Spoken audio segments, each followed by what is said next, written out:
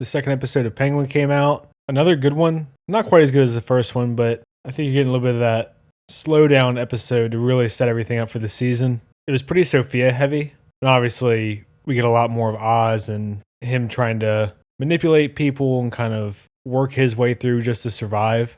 I did like the episode.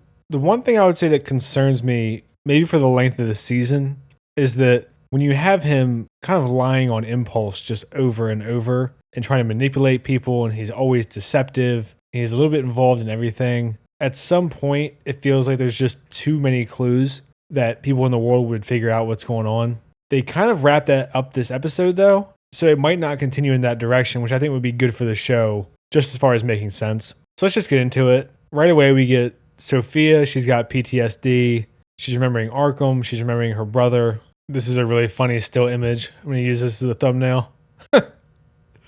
It looks a lot dirtier if you don't know the context. So she has like this panic attack with her psychiatrist, who for some reason looks like Sal Volcano from Impractical Jokers. And he does this thing where he's like, essentially get her to take deep breaths and calm down and realize that it's not real, realize where she is, and it works. I'm just going to assume, based on this guy's mustache, that he's evil somehow. But it's good to see some of her backstory. It's nice to know that she actually cared about her brother and isn't some just bitter, jealous bitch. And I really like that her and her brother both really loved each other and cared for each other, but in a fucked up way because they both are kind of crazy. Obviously, they grew up in a mob family. They're super violent. She's unhinged. So I like that dynamic of kind of the crazy family that actually cares about each other, which is interesting because that sort of parallels Oswald as well, or Penguin, or whatever you want to call him. This is a really interesting conversation between him and Sal Maroni, because Sal's like, you pinned this on me. This is bullshit about killing Alberto Falcone. The Penguin's like, look, we got him by the balls. I put you in a good spot. Your name is all over the town. I helped, and I want to work with you. And they all speak a different language. I'm not sure if it's Arabic, maybe.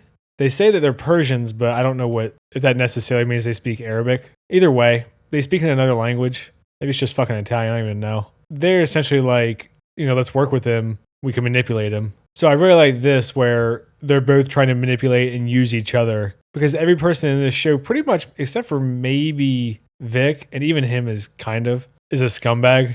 I mean, his introduction was trying to steal rims, so not great. But every person in the show is a piece of shit. And I like that they're all intelligent pieces of shit trying to manipulate each other and lord over one another and use each other. There's really no shame here. No honor among thieves and all that. So Penguin and Maroni come up with a plan where they have this escort for their drops because they're supposed to be moving them. Penguin says, look, it'll be in these barrels, in this truck. I'll be in the car behind. Don't fucking touch that one. And one of the higher-ups of the Falcones makes him get in the truck. So now he's in harm's way. So because he's stuck in this position, when they get hit, he betrays the guys in the truck where no one can see. But then he goes outside and protects them in front of everyone else where they can see. So it's pretty quick thinking and pretty cool little way to do it. Where inside the truck, he betrays them, and then outside, he looks loyal. And even though they are pissed off at him because the truck got hit, he's like, what the fuck do you want me to do? I just did what I was told. So it's a nice way they set that up. I really like that. For him to be able to play both sides, by fulfilling his obligations, they get the drops. He does kill some people, but then he also protects the ones that he's already with, the Falcones, so he doesn't completely screw himself over and leave himself just hanging out there. So we get this big argument where they're all pissed off at Oz, like it's his fault. And he's like, it's your fucking route. And he's like, you're lucky I did what I did, or more people would be dead. And they're bitching about the money and the product they lost. And Sophia comes in, and this actress, Kristen Milioti, I think is how you say her name, she does a really good job of just looking like she's barely holding it together the whole time. I don't know if she's crazy in real life or it's just something with her eyes or what. But the whole time she looks like she's just barely holding it together. So I'm really looking forward to the episode when she finally snaps and loses it. But she's pissed off. She's like, are you guys seriously just worried about the money we lost? So she's railing about how their family's been humiliated and her brother was shoved in the car like a piece of trash. I talked about this in my last video about honor versus dignity culture. I'm not going to rehash the whole thing, but this kind of reaction and sort of response to what you're prioritizing is very honor culture, where it's all about reputation. She's really concerned they've been humiliated and embarrassed. It threatens their authority. So another little subtle thing they do that really emphasizes that kind of behavior and that mindset. So they're all pissed off and blaming each other. She says there's a rat. So Luca, who's the boss, clears everyone out except for Sophia. And I really like this dynamic where he's like, you've got a good eye for bullshit. I trust your judgment, blah, blah, blah. But the decisions are up to me. And she sarcastically responds, oh, they're up to you because you're the boss. And he's like, I'll let that one slide because you're grieving. I like the whole dynamic there where she's like, kind of like, fuck you. And he's trying to put her in her place, even though she's already unhinged and also grieving on top of it. So Oz is trying to cozy up to her and kind of exploit her grieving and be like, let's get this shipment. It's what your brother would have wanted. And she's like, get fucked. I know your games. So she has like no interest in him right now. And obviously that's going to change by the end of the episode when she gets tired of everybody else trying to push her around. I do like that she's the one person who's like not fucking with him. She knows he's dishonest, not trying to manipulate him. She's just like, nah, get away from me. You get a little bit more backstory here where Penguin's saying that he was a busboy at a place called the Blue Heron, and they noticed something about him one of the gangsters did, so he made him his driver, but he couldn't drive because of his fucked up feet, so he drove around all weekend practicing until he crashed a car, but he learned how to drive. And he drove for the guy until it came out that he was a snitch, and then Falcone took him in because he liked him. And I like it because it's a simple backstory detail, but you already get the idea that he just kind of moves up into power vacuums and slowly climbs his way up the ladder, and he's just a survivor. So we get a little scene here with a former detective who's a drop addict. Sophia exploits that, pays him, and she's like, I have to go outside the family because I can't trust anybody. I want you to find me the rat. Nice little way to show Gotham's corruption, and also she's trying to get shit done, not using anyone because she doesn't know who she can trust. So we get a little thing here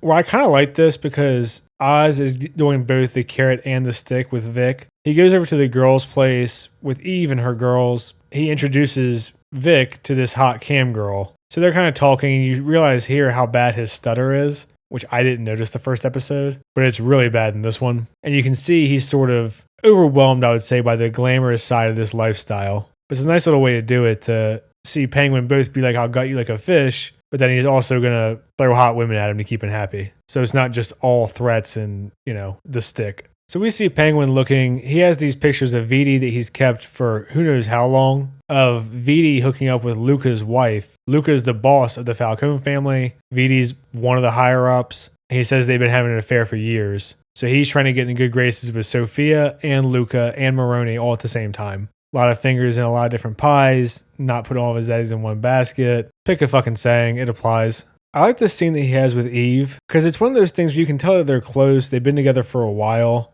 but even she is like, you're getting me involved in a lot of dangerous shit. She figured out that he killed Alberto. She's not super happy about it. But even with her, who he seems to be the closest to, he's just spinning his web and spewing his bullshit about her betting on the right horse, and as soon as they get through this one last thing, it'll be over.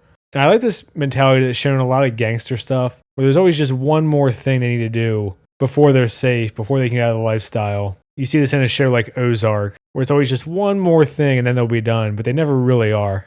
We get a little glimpse of Sophia, and you can actually notice it before if you go back and look at the other scenes. But she does this thing a lot where she has this nightmare and scratches her neck, and when she wakes up, you can see she has these cuts on her neck. So that's part of why she's always wearing this high neckline stuff. But there's a couple of times at the right angle, you can get little glimpses of it. Just another nice little detail, and obviously showing her PTSD from Arkham and just her general mental instability. Penguin goes back to his mom's, and one of the neighbors tells him, your mom just wandered over here, didn't know what day it was. She thought it was day for church. It wasn't Sunday. And he just pays the guy, and he's like, look out for her. And the guy's like, all right, fine.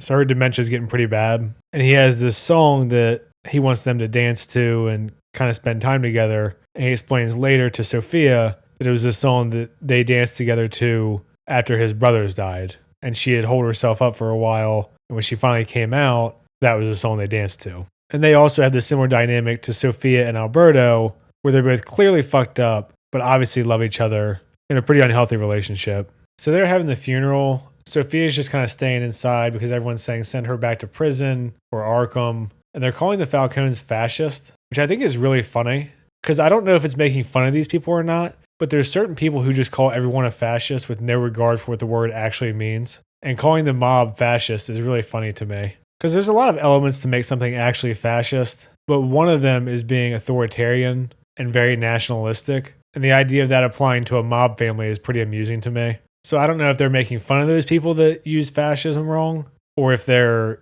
just simply using it as an insult, or if they're just using it wrong themselves and it's not supposed to be ironic. But it seems like it's supposed to be ironic and kind of making fun of those people. So Penguin continues to try to butter her up even after she told him to get fucked. And this is where he tells the story about his brother and his mom and the dancing. And he's like, you should try to get out and essentially do something fun. Otherwise, you can just get kind of stuck in your depression. And she seems a little bit more receptive this time than their previous talk. So one of the Maroney guys survived, and he's on life support or like an IV bag, as you can see. He doesn't have much time. But the drop-addicted cop stole him, and he's like, hey, you can torture him and find out who the rat is. And Sophia's like, okay, put him in the basement.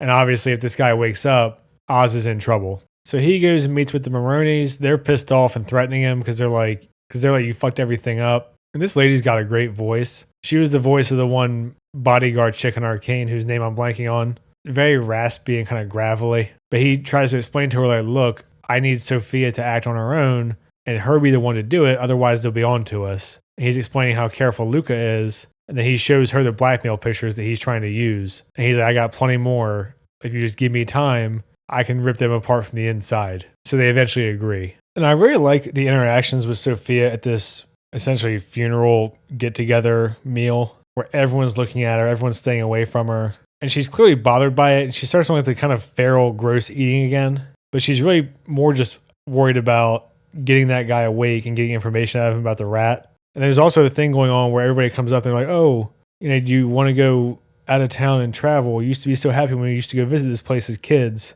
But then like her cousin who's saying that, when the daughter gets near Sophia, she pulls the daughter close to her. And then Luca, who's her uncle, uses the same line on her. So it's clearly scripted and kind of planned by the family, who's all just trying to placate her because she's so unstable. So Penguin gives Vic a job of planting jewelry in Vidi's car. And Penguin's going to try to frame him as the rat and kind of get rid of him and then be over this whole who murdered Alberto thing. And obviously it's not going to go that smoothly because that's how shit goes. And in the meantime, he's supposed to save the Maroney guy to show the Maroneys that he's not just trying to fuck them over and he's actually worth something. So he finds out about the Maroney guy. He walks up to Vidi and Milos and he's like, I can't believe you guys would use somebody else as a bodyguard for that guy and not me. Because he knows that they don't know, but he wants them all to be involved and kind of distract Sophia so he can take care of his own business. Again, very quick thinking on his feet. Really nice to see. I really like the way this scene's done. He's just so decisive and cold and calculating. So he's trying to wake this guy up. He's like, look, I need you to say the name to them, Vidi. And then after you do that, I'm going to rescue you. So he's trying to knock out all of his problems at once. Then he gets a call from Vic. And Vic's like, I got caught trying to plant the jewels. I'm trying to get away.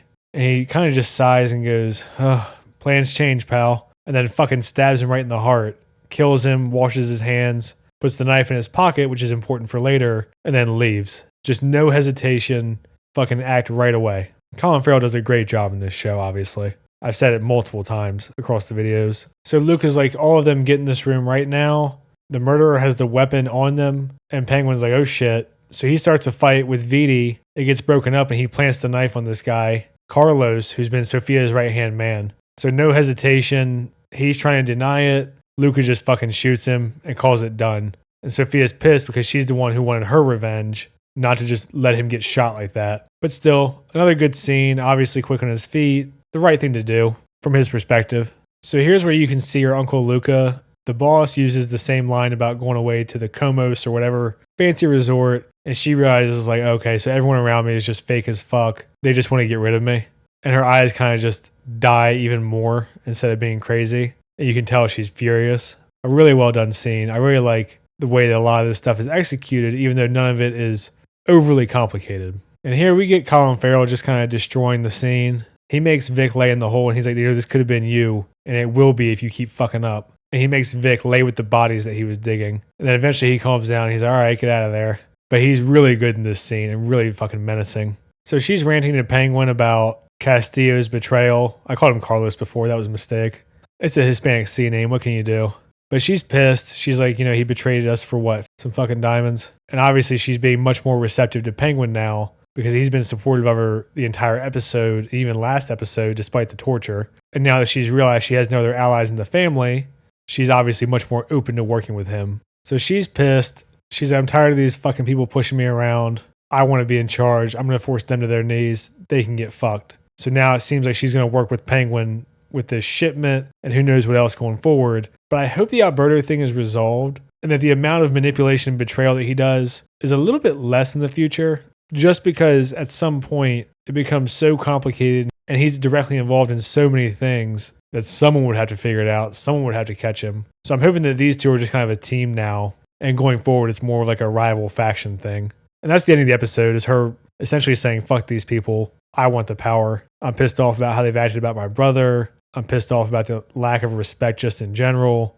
So yeah, really good episode. They fit a ton in. This one, if you get rid of the intro and the credits, is probably about 50 minutes, I would say. And they fit so much into these episodes, which is great. They're really dense. You're not really wasting a lot of time. You're not fucking around. Everything seems like it's moving the characters and the plot forward, which is sadly a low bar, but that's where I feel like we're at with TV. So yeah, I really enjoyed the episode. Hopefully the show keeps it up. It's been really fun so far. The Penguin's an interesting character because he's obviously not a great person, but you're also kind of rooting for him. So they did a pretty good job with that, I think, putting him in kind of a anti-hero-ish gray area where you know that he's bad, but you're still rooting for him. Kind of like a Walter White-esque type. I'm going to leave it there for this one. If you've been watching the show, let me know what you think. I try to respond to all the comments, like and subscribe and all that shit. Thanks. See ya.